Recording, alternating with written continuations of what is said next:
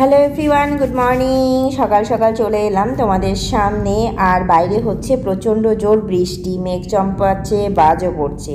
এখানে ডাল, ভেন্ডি সেদ্ধ, আলু সেদ্ধ দিয়ে বসিয়েছি। কালকের ওয়েদারটা মানে যেদিন শ্যুট করেছিলাম তার আগের দিনও প্রচণ্ড গরম ছিল, আজও বেশ গরম ছিল, কিন্তু 2-3 দিনের মধ্যে ওয়েদারটা খুব শান্ত হয়ে গেছে। তো সকালবেলা বাজার গেছিলো, বাজার থেকে পুঁই শাক, মিষ্টি কুমড়ো, আলু, বেগুন যা যা লাগে টুকিটাকি সবজি নিয়ে এসছে, আর ছোটো মাছ নিয়ে এসেছিলো।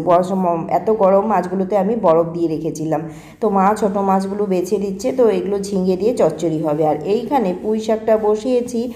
এটা আজ সাধারণ পুঁই শাক হচ্ছে না, পুঁই শাকের ছ্যাঁচড়া। তো আমার আবার পুঁই শাকের ছ্যাঁচড়া খেতে ইচ্ছে করলো। ও আবার বাজারে গেল, গিয়ে একটা বড় দেখে মাথা নিয়ে এলো, রুই মাছের মাথা। তো বেসিক্যালি পুঁই শাকটা বিয়ে বাড়িতে হয় হচ্ছে গিয়ে কাতল মাছের মাথা দিয়ে, যেহেতু কাতল মাছটা বেশি বিয়ে বাড়িতে ব্যবহার হয়।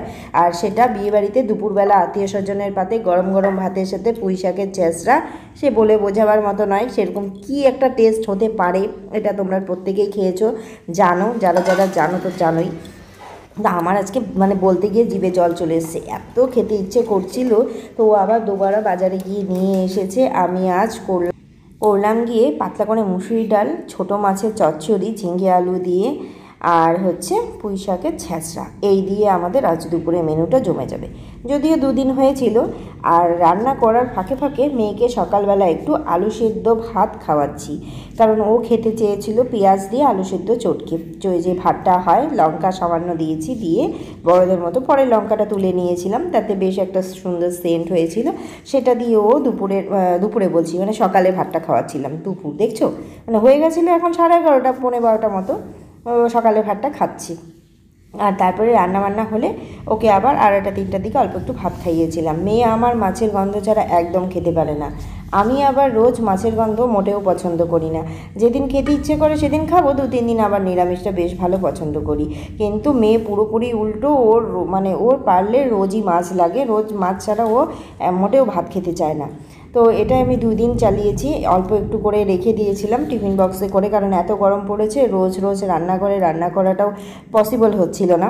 তো তার জন্য 2 দিন হয়ে যাবে, পরের দিন একটু অল্প একটু করছি, রান্না করলেই হয়ে যাবে। তো মা দেখো ঝাঁটাপট করে এখানে দিয়ে দিল হচ্ছে মাছের ছোটো মাছগুলো নুন হলুদ মাখার জন্য, বেছে টেছে ধুয়ে একদম রেডি। আসলে সকালে উঠে আমি একবার স্নান করে নিয়েছি, তাই খুব যে একটা গরম লাগছিল, মিথ্যে কথা বলবো না, লাগছিল না সেরকম একটা গরম। কিন্তু প্রত্যেকেই বলছিল অসম্ভব গরম, মানে থাকা যাচ্ছে না। কিন্তু দেখেছি সকালে ঘুম থেকে উঠে যদি একবার স্নান করা যায়, দুপুরে একবার স্নান করা যায়, বিকেলে একবার স্নান করা যায়, মোটামুটি গরম থাকলেও একটু মানিয়ে নেওয়া যায়। তো দেখো পুঁই শাকের ছ্যাঁচড়াটা এখানে পুরো নেমে গেছে। এই ছ্যাঁচড়াতে কিন্তু লাল পুঁই শাকের ডাঁটার সাথে সবুজ পুঁই শাকের ডাঁটাটাও দেওয়া যায়। এখানে আর কিছুই না, পুঁই শাক দিয়েছিলাম আর পুঁই ডাঁটা, আর দিয়েছিলাম হচ্ছে গিয়ে আলু, বেগুন আর মিষ্টি কুমড়ো, ব্যাস এই।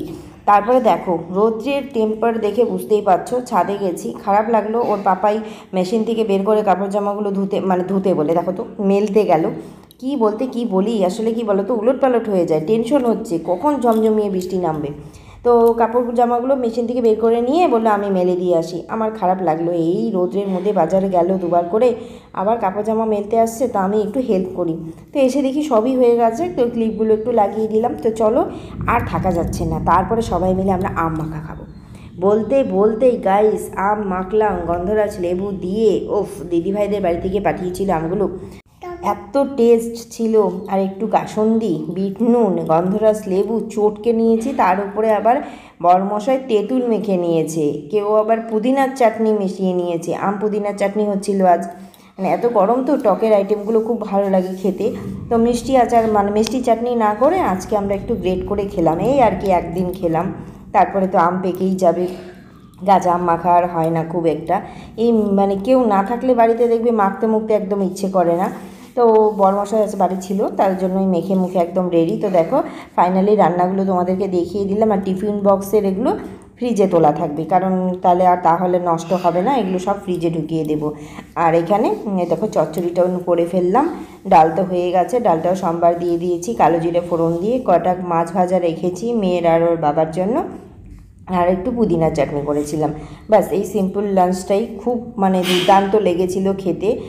খুব মানে ইচ্ছে হচ্ছিল যে এইভাবে করে একদিন এর মধ্যে গরমের মধ্যে মেনু হবে।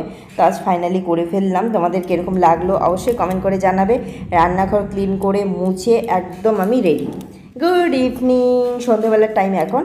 চায়ের সাথে কিছু খাবো ইচ্ছে করলো, কি খাই তো ভাবলাম কটা পাঁপড় ভেজে নিই, 2-3 রকমের মিলিয়ে আলুর পাঁপড়, ছোটো পাঁপড়, বড় পাঁপড় সব ভেজে এখন সন্ধ্যেবেলার সবাই মিলে চায়ের মজাটা নেওয়া যাক। তো চলো আজকের মতো নিচ্ছি বিদায়, টাটা। দেখা হবে খুব তাড়াতাড়ি নতুন